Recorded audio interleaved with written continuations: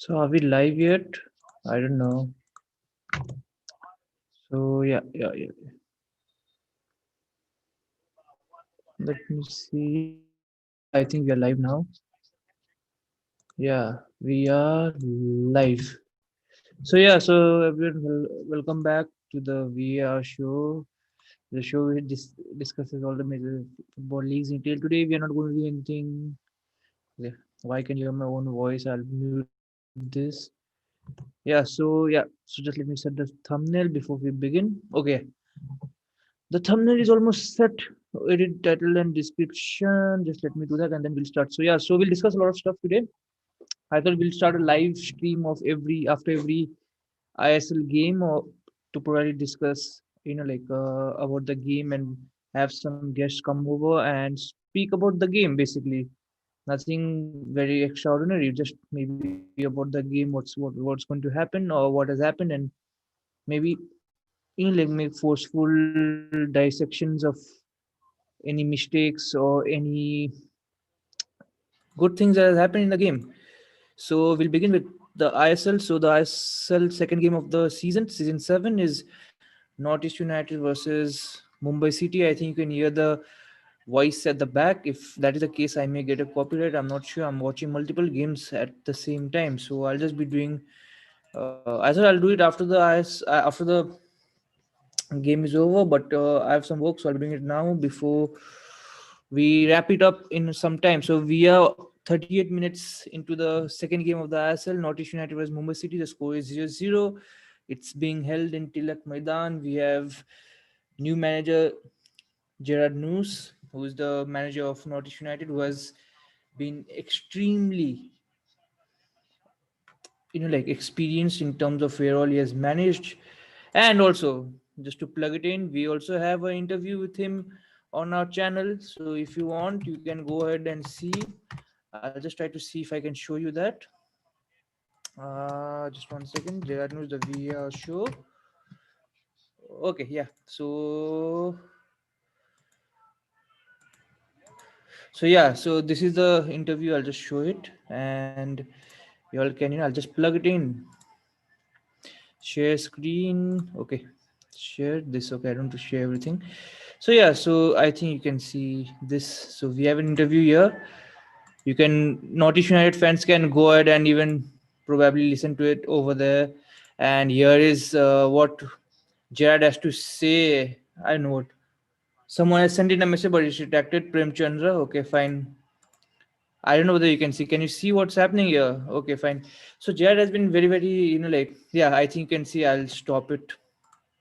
So I'll stop the screen share. So yeah, so that was Gerard. And wait, how do I stop the screen share? Okay, now I do not know how to stop the screen share. Stop share. Okay, so yeah, so the it's 40 minutes into the game and the scoreline is still nil-nil. We are watching it live, and okay, I'll cover other games also for the leagues. We have Premier League, which is back after the international break. But other than that, what do we have going on? We had Monaco play Paris Saint Germain last night. At least it was last night here in Nepal. So Monaco won 3-2. Amazing game.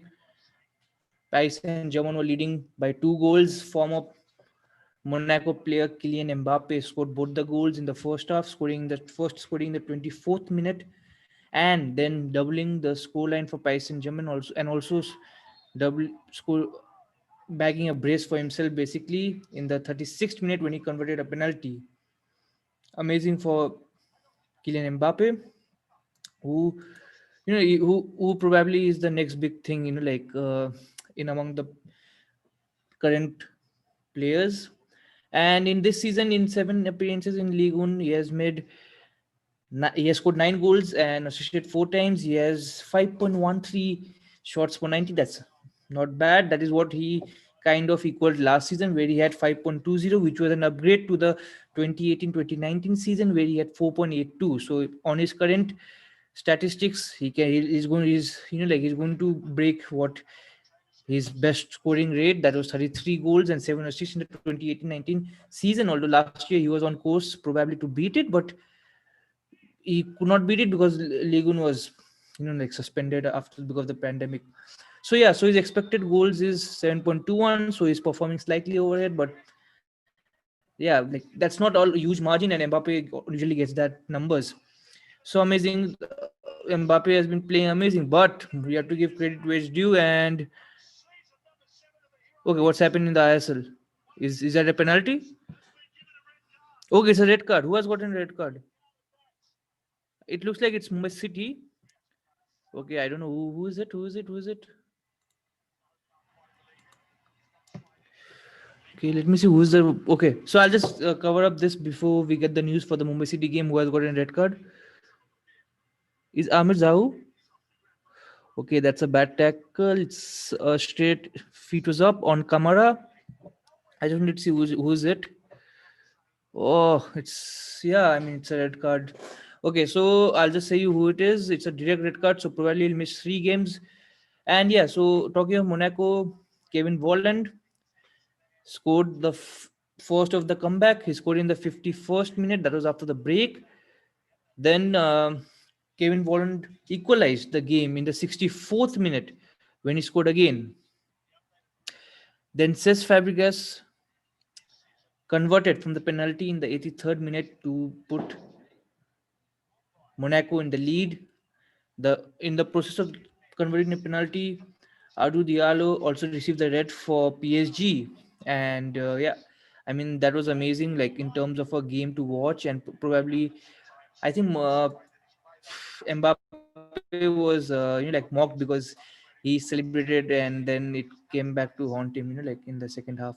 So yeah, so Monaco at 3.28 expected goals in comparison to Paris Saint Germain's 2.02. That's a very like fickle or like bad showing from PSG, and I think that will put Thomas Tuchel into even more problems in terms of what is expected of him and what the results have been this season. That was not the only game to take place in Ligue 1 this week. Rennes also played Bordeaux.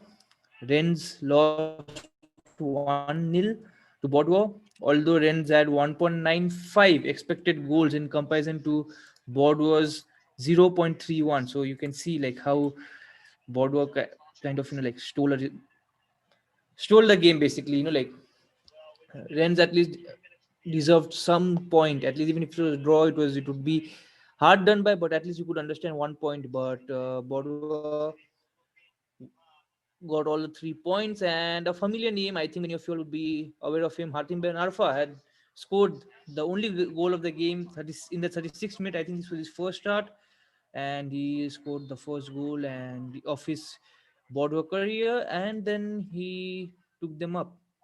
And speaking of that, Paris Saint Germain, despite the loss, still lead the league on table.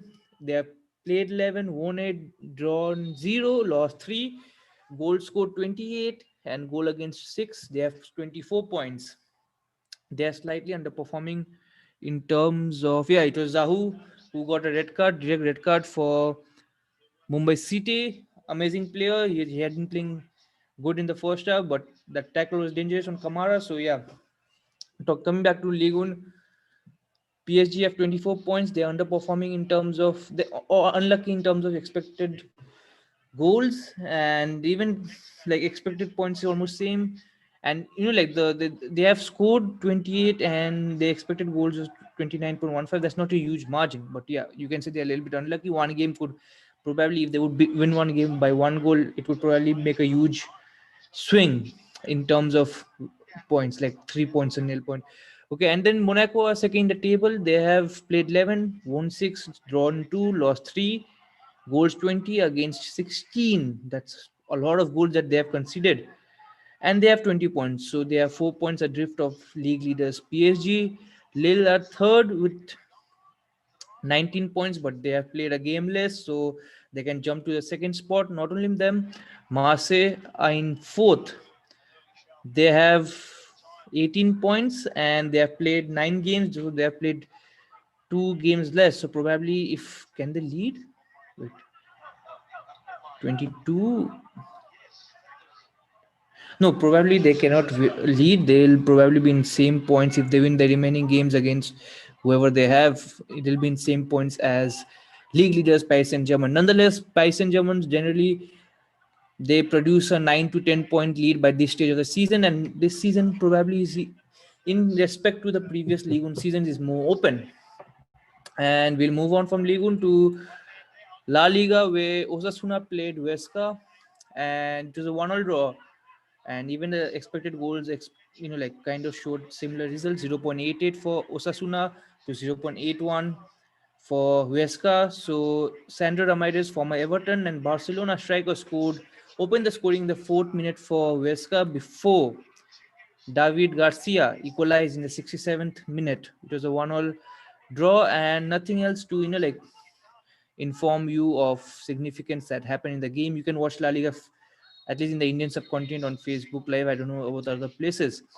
So, where do these two people stay in the league? Osasuna are in. Let me see. Okay, I started Huesca. Huesca in 17th. They have played 10, and they have 7 points. They have drawn 7 and lost 3. I mean, that's not extremely good, but I mean, there are three teams below them, but they have all played lesser games, so not all of them cannot be above them, but yeah, all of them have a chance to go above. Yeah, basically all can go above them. What am I saying? Okay, and Osasuna are in 11th. They have played 9 and they have 11 points. They have won 3, drawn 2, lost 4.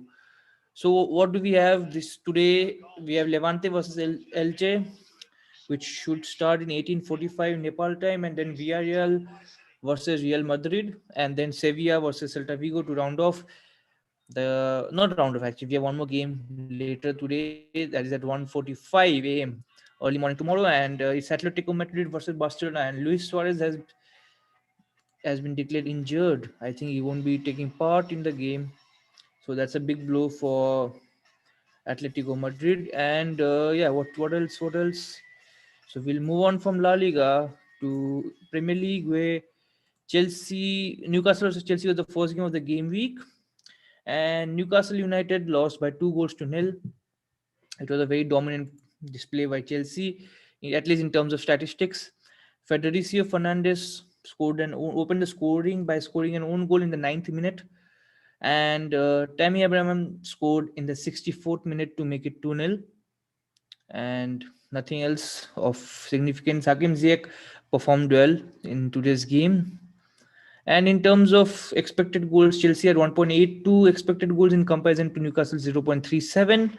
And moving on to statistics, Chelsea created 77% of the chances in respect to 18% of Newcastle's chances. Chelsea had 14 shots with 3 on target, and Newcastle had 8 shots with 1 on target.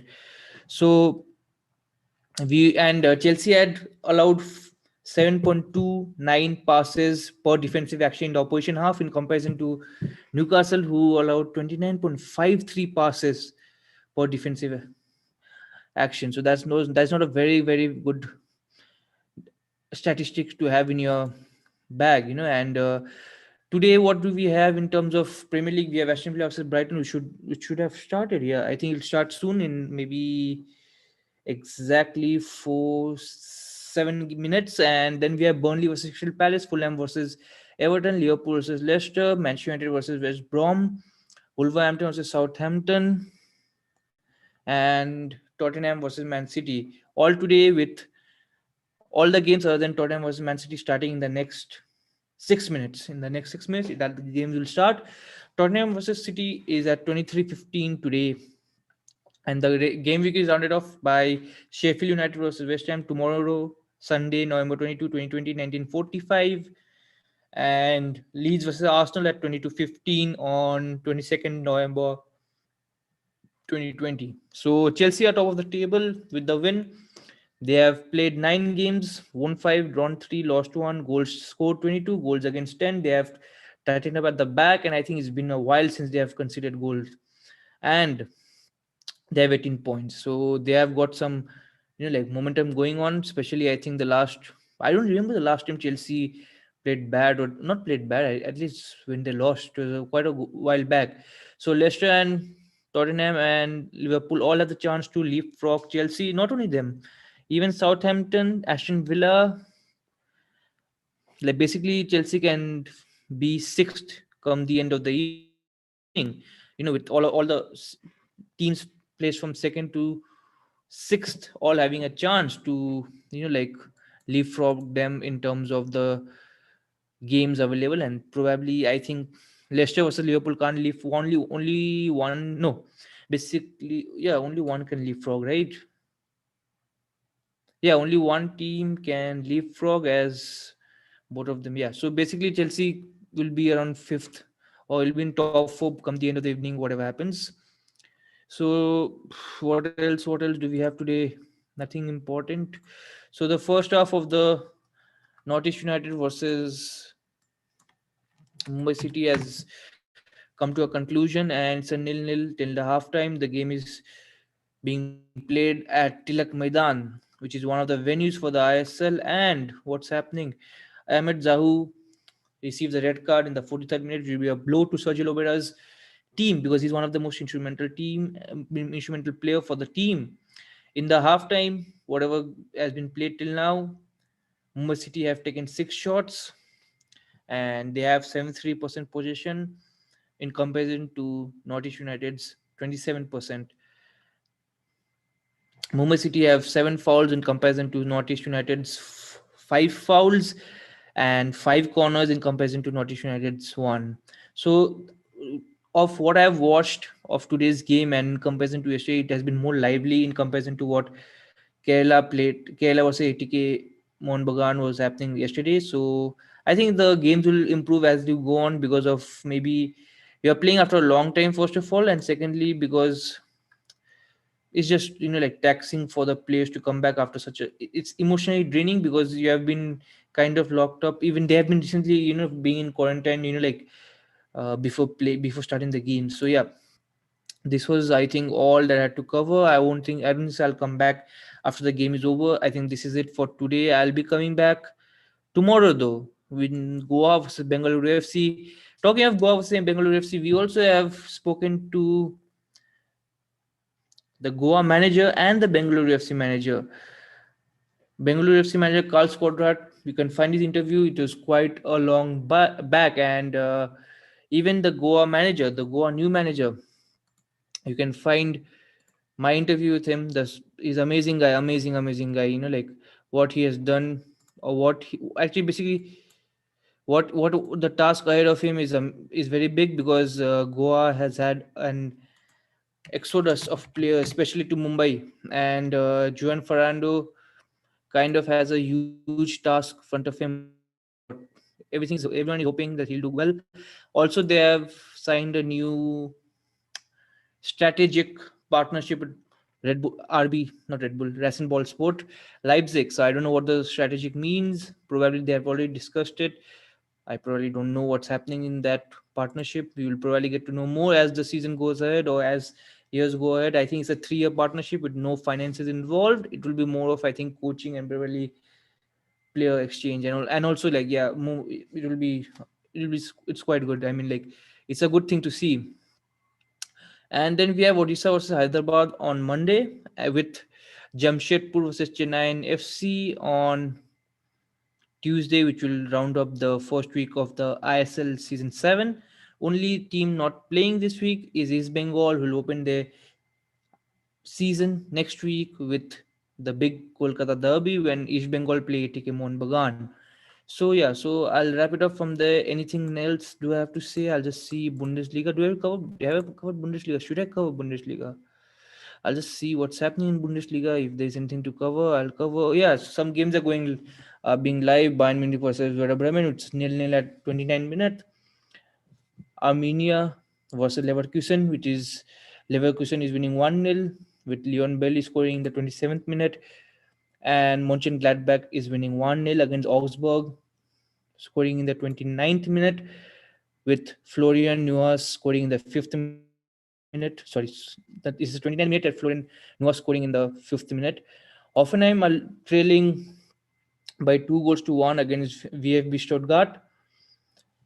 Hoffenheim opened the scoring when Christoph Baumgartner opened the scoring in the 16th minute, but it was a very, very short lead as Nicolas Gonzalez scored in the 18th minute before Silas Wam Gituka equalized in the 27th minute. I think you all should go and watch it because it's just a 38th minute, and Stuttgart have already taken 10 shots in comparison to Hoffenheim's 5, with 3 on target for both of them. I mean, it's a very even contest with positions being placed at 58% for Stuttgart to 42 at Hoffenheim. So amazing game going on. I think I'll go to watch this. And Schalke losing by 2 goals to nil against Wolfsburg in the 38th minute, which is nothing new because Schalke in a free fall this season.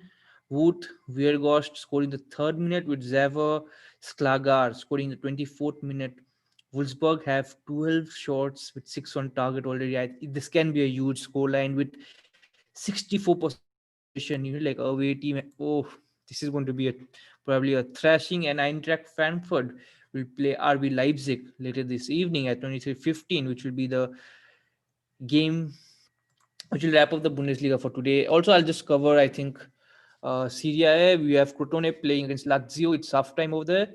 And Ciro Immobile has scored the only goal till now in the 21st minute. And shots have been almost equal, although Lazio have taken better shots, as Lazio have 10 shots in comparison to 7 for Crotone, with Lazio 6 on target, almost all of which Crotone have taken into 0 on target for Crotone. And that's again, Lazio are 5th in the table with the current result, although having played a game more than almost all teams except Crotone. And Crotone are bottom of the table, nothing new. They will probably get relegated if I am not if I'm not mistaken. They have been in very poor form.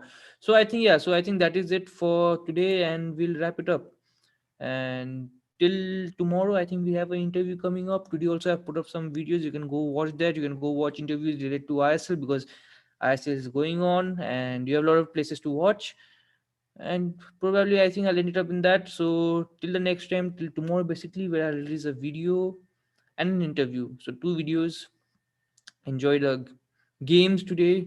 A lot of games coming thick and fast in all the all the leagues all over the world. You have Premier League, you have Serie A, you have Bundesliga, you have Ligue 1. I don't know whether you'll any of you watch. Especially in the subcontinent, you have La Liga, which is free to watch. If you don't watch and if you don't have any subscription of any OTT platform or TV, you can go to Facebook. I think Facebook everyone has nowadays. If you have, please subscribe to the VR show there too. Okay, and you can watch La Liga, and you'll be joined by a lot of amazing hosts like Joe Morrison, Kevin Campbell, and Budgie, who and Peter Reid. I mean, former ATK coach. Yeah, I think ATK coach. And so, till next time, take care, stay safe. Bye bye. How do I end the live?